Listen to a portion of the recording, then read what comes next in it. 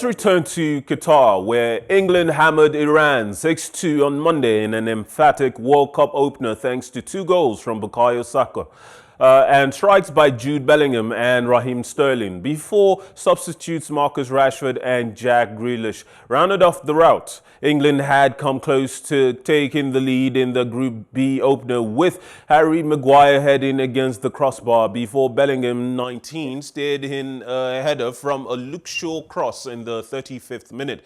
8 minutes later, England doubled their lead when Maguire climbed highest from a corner to head down for Saka to score. Sterling flicked in a cross by captain Harry Kane in first half stoppage time before Saka bamboozled Iran's defense and made it 4-0 in the 62nd minute.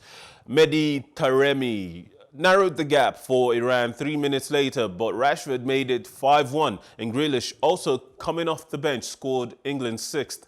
Taremi scored the consolation second goal for Iran from the penalty spot in the dying seconds. England enjoyed 78% of the possession, but there were reasons for concern when captain Harry Kane and defender Harry Maguire picked up second half knocks. Seun, the fact is 6-2 for any manager should be a good result, but managers, even Gareth Southgate, will always worry about the team's ability to win tournaments if they cannot keep clean sheets against a team such as Iran.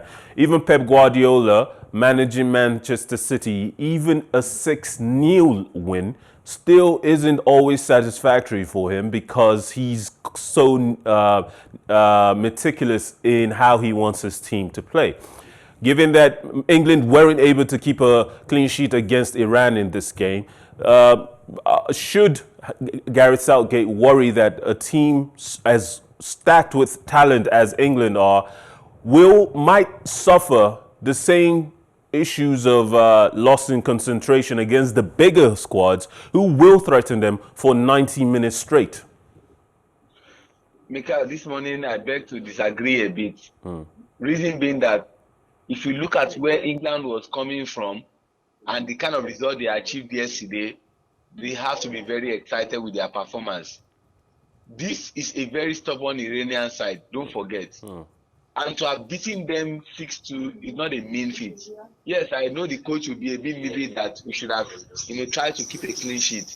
But again, if you look at where England is coming from, especially at the UEFA Nations League, where they played poorly and they scored only 2 goals in 6 matches. No, you have to be very excited with their performance. And to think that they can mix match. And what I mean by that is you got some quality players on the bench who are not starting. Phil Foden did not start. Jack Grealish did not start. Marcus Rashford did not start. And they still came to make a good contribution to the team.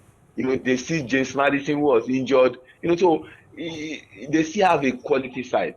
And I think they should be excited. But what I would not want to accept this morning is coming. In the forward line, though, Seun, in the forward line, Harry Kane is the only true recognizable striker with the level of pedigree that is required for a number 9 that plays for a top team, a top nation like England.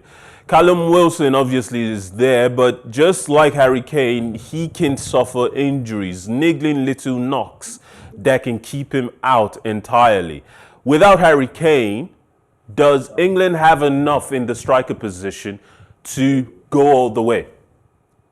Well, it will have been better if they are taking Ivan Toney, the man from Brentford. Absolutely. But later we got to know that Ivan Toney had betting issues, about 261 cases about betting, and if he's found guilty, it might really cost him.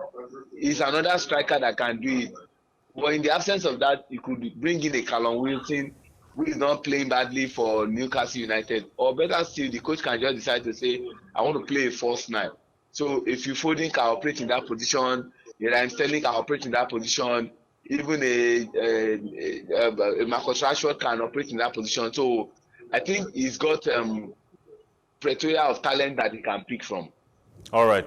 Let's discuss briefly